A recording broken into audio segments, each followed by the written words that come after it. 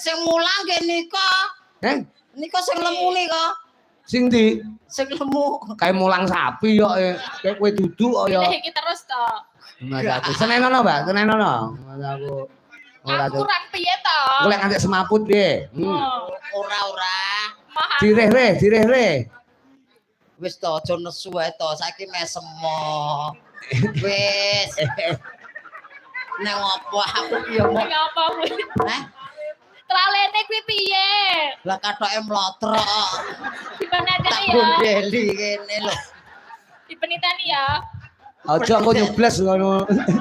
Malah nyubles kok ya. Aku pokoknya piye carane ben aku iso seneng saiki yo. Iki pinter. Seneng kok seneng piye to ki?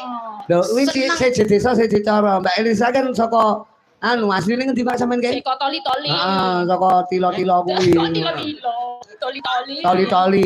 Toli-toli. Heeh. Toli-toli udah tol karo tol beda. Kok jalane wong lanang kuwi toli-toli. Jalan tol. Nah nggih toli-toli. Kok jalane wong lanang? Lah jalan tol kan jalane wong lanang to. Sing liwat tol kan wong lanang lho sing nyopir lek wong wedok seneni kok. Oh iya kowe turu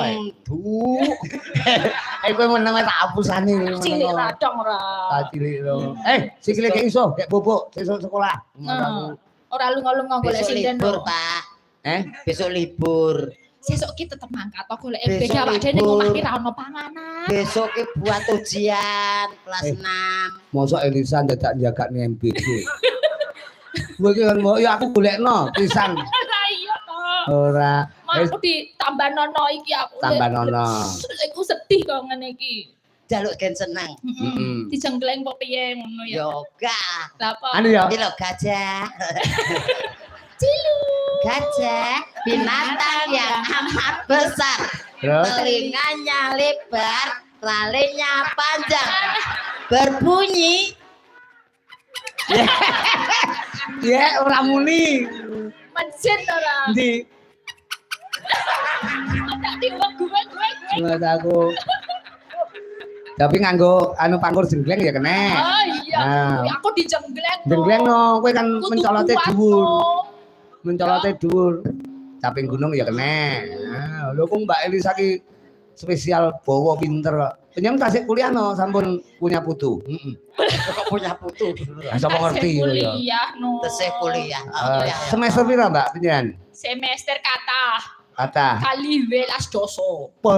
Loh. Lah kowe. Kali 12 doso ki opo? Di atas 20. Di atas 20. Oleh lek 11. Lah kowe. Kowe kuliahne ndi? Kuliah ning ndi? Aku ora kuliah kok. Lah kok terus aku isih PAUD kok. Mas aku PAUD angger mulih ngrenteng ebeng kancane digo mulih.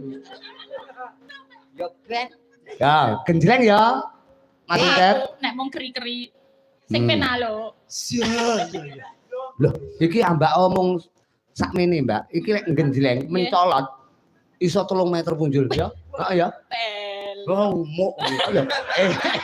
Lho, kowe iki tak umbulne. Tak umbulke kok kita ngapusi tenan lho. Ora ya ben penonton sampe colot 3 meter iki. Penonton iki ben gumun karo kowe. Kudu diomongke kaya lho iki berarti kethek tenan lho. Lho ora, mencolot 3 meter. Tahu kok mbiyen iki mencolot 3 meter punjul to. Saben bengi medun langsung ambiar nyeprok. Bang api ya, Mbak. Aku. Lah diaturke dulu-dulu mapane Mbogem gurah Kediri. Saben bengi. Ayo. Nyawa.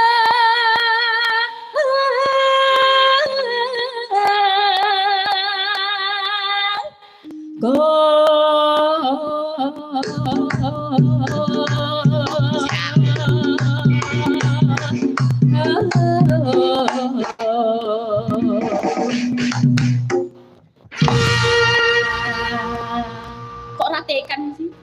Ra groso. Mencolot kok mek 3 cm iki piye to, Le? Masa ra krasa. Ora. Lemon melumput. Melompat berapa tinggimu tadi? Ya semene. Lah ramuni, meneh coba. Nggih. Lho ramuni, meneh coba. Lho, ramu. Engko lek anyang-anyangan kowe tanggung jawab lho. Mas aku bar mencolot ngono